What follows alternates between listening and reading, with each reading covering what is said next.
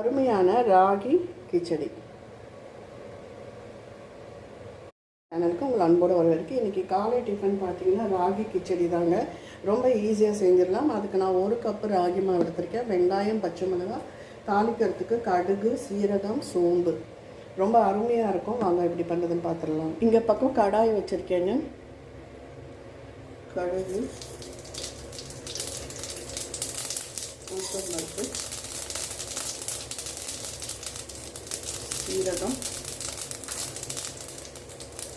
சோம்பு அதை போட்டு பண்ணி பாருங்கள், நல்லா டேஸ்ட் இருக்கும். கடுகு பொரியட்டுங்க. வெங்காயம், பச்சை மிளகாய், இஞ்சி நறுக்கி வச்சுருக்கேன், அதையும் சேர்த்துடணும்.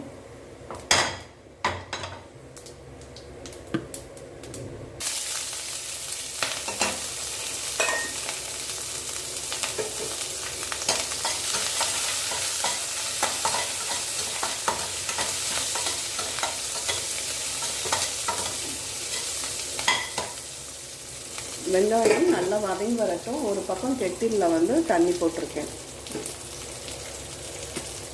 இப்போ பாருங்கள், உப்பு சேர்த்துருக்கேன்.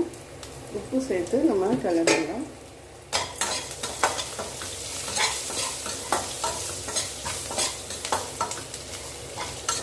வெஜிடபிள்ஸ் தேவைப்பட்டால் நீங்கள் வெஜிடபிள்ஸ் சேர்த்துக்கலாம். என்கிட்ட வெஜிடபிள் இல்லை, கேரட் சேர்த்துக்கலாம், பட்டாணி சேர்த்துக்கலாம். இப்போது சிம்மில் வச்சுட்டு இந்த மாவை நல்லா வறுத்து கொடுத்துக்கோங்க.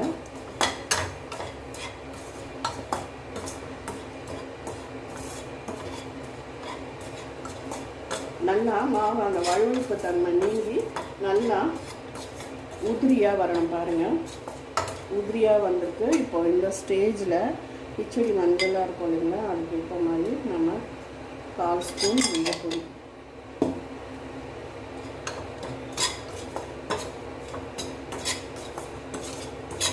கெட்டில் தண்ணி கொதிச்சோன்னா இதில் சேர்த்துக்கலாம். இதில் முந்திரி, நெய் அந்த மாதிரி எல்லாமே நீங்கள் சேர்த்துக்கலாம். நான் வயதானவர்களுக்கு பண்ணுறதால எதுவுமே நான் சேர்க்கல.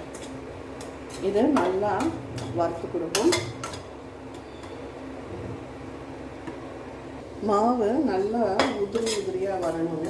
அந்த அளவு நம்ம வறுத்துக்கணும். பாருங்கள், பார்த்தாலே தெரியும் உங்களுக்கு, மாவு உதிரியாக வந்துட்டு தண்ணி கொதிச்சு முடிச்சோன்னா நம்ம இதில் சேர்த்துக்கலாம். அது வரைக்கும் சிம்மில் வச்சு கிளறி கொண்டுட்டே இருங்க. தான் பக்குவமாக பண்ணணும். பாருங்கள், கொதிக்குது தண்ணி. கொதிக்கிற தண்ணி தான் நல்லா கொதிச்சு வரணும். அவ்வளோதான். தண்ணி கொதிக்கிறதுக்கு போடுறதை விட நம்ம இந்த மாதிரி சேர்க்கறது நல்லது.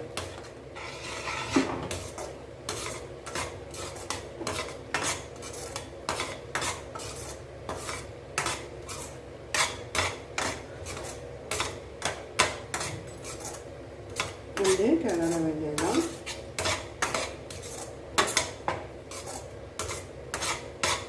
கிளற ஓரளவு கெட்டி பதம் வரும். இப்போ இந்த ஸ்டேஜில் நெய் விட்டுக்கலாங்க.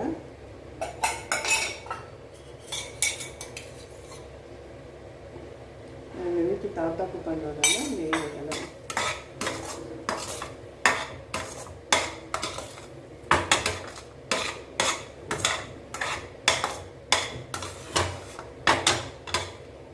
தேவைப்படுறவங்க இதில் பாசிப்பருப்பு அந்த மாதிரி சேர்த்துக்கலாம்.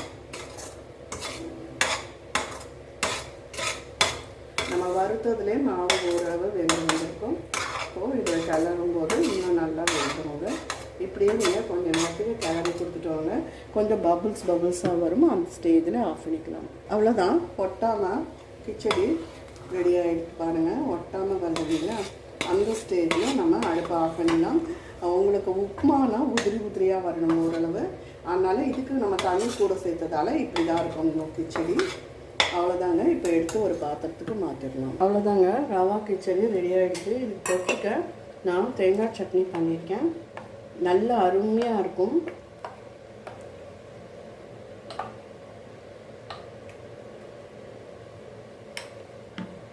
கண்டிப்பாக டேஸ்ட் பண்ணி பாருங்கள். ரொம்ப நல்லாயிருக்கும். இந்த வீடியோ பிடிச்சிருந்தால் லைக் பண்ணுங்கள், ஷேர் பண்ணுங்கள், சப்ஸ்கிரைப் பண்ணுங்கள், கமெண்ட் பண்ணுங்கள். மேலும் கண்டிப்பாக நீங்கள் இதை ட்ரை பண்ணி பாருங்கள்.